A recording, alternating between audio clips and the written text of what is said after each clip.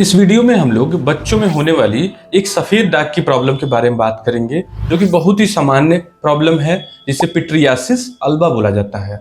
और ये माता पिता में बहुत ज्यादा डर और एप्रीहेंशन पैदा करता है। जब भी बच्चों को हो जाता है तो माता पिता एकदम घबरा जाते हैं और भागते हुए क्लिनिक पे आते हैं, और उनके मन में डर रहता है जो विटिलाइगो सफेद दाग चरक वाली बीमारी होती है, उससे उन्हें कंफ्यूजन होता है कि कहीं मेरे बच्चे को वो बीमारी तो नहीं हो गई है। तो पिट्रियासिस अल्बा एक बड़ी ही सामान्य बीमारी है। इसमें बच्चों के चेहरे पे व्हाइट कलर के पैचेज आ जाते हैं, ड्राई रफ से गोल, अंडाकार या इरेगुलर शेप के, टेढ़े मेढ़े शेप के व्हाइट कलर के पैचेज आ जाते हैं। इन पैचेज का साइज बहुत छोटा भी हो सकता है और कभी कभी सिक्के या उससे बड़े साइज के भी देखने को मिलते हैं। और साधारणतः चेहरा अफेक्ट होता है और कभी कभी बॉडी भी अफेक्ट हो जाता है।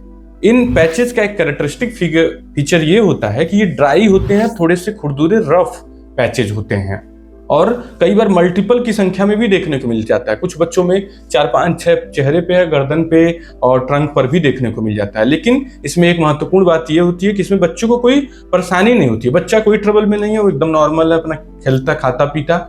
बस माता पिता कॉस्मेटिकली देख करके उन्हें खराब लगता है इस बात से। और सबसे बड़ी जो बात होती है कि उन्हें सफेद दाग वाली जो बीमारी होती है उसका डर रहता है विटिलाइगो का, कि कहीं मेरे बच्चे को विटिलाइगो चरक वाली बीमारी तो नहीं पैदा हो गई है।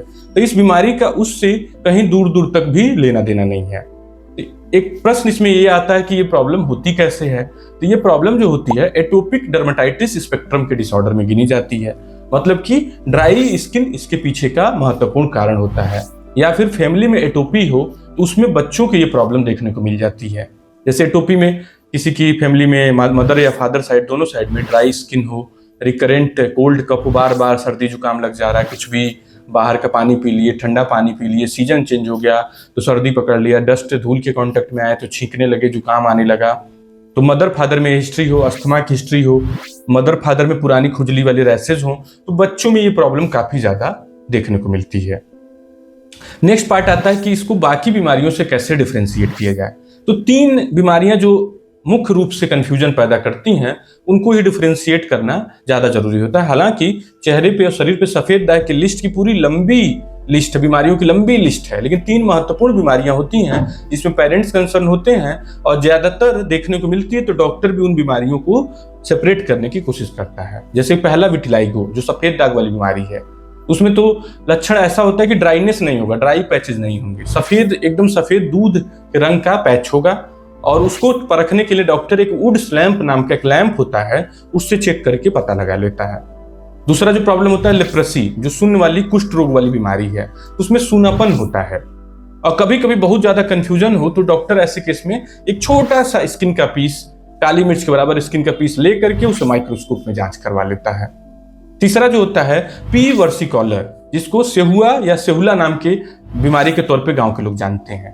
तो ये एक फंगल इन्फेक्शन होता है। तो यहाँ पर QH स्क्रैपिंग होती है, मतलब आपकी स्किन की हल्की सी स्क्रैपिंग लेकर के उसे माइक्रोस्कोप में देख लिया जाता है और डायग्नोसिस कंफर्म हो जाता है। तो ये 3 मेन हुए। हालांकि अभी लिस्ट बहुत लंबी, हाइपोपिगमेंटिंग सार्कोइडोसिस, माइकोसिस फंगोइडिस, बहुत सारी बीमारियां, लेकिन वो असामान्य है तो उसका जिक्र करने कोई खास मतलब नहीं बनता है। अब नेक्स्ट पार्ट आता है इसके ट्रीटमेंट का। इसके ट्रीटमेंट में सबसे महत्वपूर्ण चीज ये है कि बड़ी सिंपल सी बीमारी है, कहीं भी पैनिक नहीं होना है। एज ए पेरेंट आपको कहीं भी घबराना नहीं है। नहीं भी इलाज कराएंगे तो बहुत सारे बच्चों में जब मॉइस्चर वाला इन्वायरमेंट में मॉइस्चर वाला एलिमेंट बढ़ता है तब उनकी प्रॉब्लम ठीक हो जाती है। और जब ड्राइनेस बढ़ती है, जैसे विंटर्स में, ठंड में, तो वो प्रॉब्लम वापस आ जाती है। तो बहुत ज्यादा पैनिक नहीं होता है, ये खत्म हो जाती है प्रॉब्लम अपने आप भी। दूसरी चीज, कुछ बच्चों में हर साल होती है, तो इस वजह से भी फादर कंसर्न होते हैं, मदर कंसर्न होती है। तो उसमें जो होता है कि एक एज के बाद ये बीमारी अधिकांश बच्चों में खत्म हो जाती है। तो जो हम लोग क्लिनिकल प्रैक्टिस में देखते हैं वो 16 से 20 साल के बाद अधिकांश बच्चों में खत्म हो जाता है अपने आप। आपने कोई ट्रीटमेंट लिया चाहे ना लिया। और 25 के बाद तो ऑलमोस्ट यूनिवर्सल है कि सभी की बीमारी पूर्णतया ठीक हो जाएगी। रही बात इसके ट्रीटमेंट की, तो जो सबसे महत्वपूर्ण चीज ये होता है कि स्किन को अच्छे से मॉइस्चराइज रखा जाए। तो मॉइस्चराइज करने में आप नारियल का तेल का इस्तेमाल कर सकते हैं, वैसलीन का इस्तेमाल कर सकते हैं, या बाजार में उपस्थित कोई भी मॉइस्चराइजिंग क्रीम जो आपको पसंद हो उनको दिन में कई से बार लगाएं।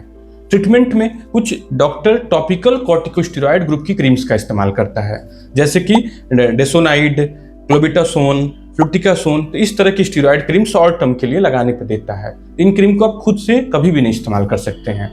टैक्रोलिमस और पाइमेक्रोलिमस नाम की क्रीम काफी ज्यादा उपयोग में लाई जाती है। इसके अलावा जरूरत पड़ने पे पुआ मतलब फोटोथेरेपी, एक तरह की लाइट थेरेपी का भी डॉक्टर इस्तेमाल करता है। यदि किसी बच्चे में बहुत ज्यादा खुजली या फिर ड्राइनेस बहुत ज्यादा है तो उस कंडीशन में doctor short course of oral steroids भी दे सकता है और इसके साथ में एंटीहिस्टामिन्स जैसे लिवोसेट्रिजिन, बिलास्टिन इस तरह की दवाइयां भी इस्तेमाल कर सकता है। निष्कर्ष के तौर पे बहुत सिंपल सी बीमारी है, कोई घबराने वाली बात नहीं है, इसको दूसरी बीमारियों से कंफ्यूज नहीं होना है, ये बच्चे में देखने को मिले पैनिक नहीं होना है। आप सिंपल मॉइस्चराइजर क्रीम लगा करके देख सकते हैं, यदि ना ठीक हो तो डॉक्टर की मदद ले सकते हैं। एक समय के बाद ये बीमारी पूरी तरह से अपने आप खत्म हो जाती है। Thank you.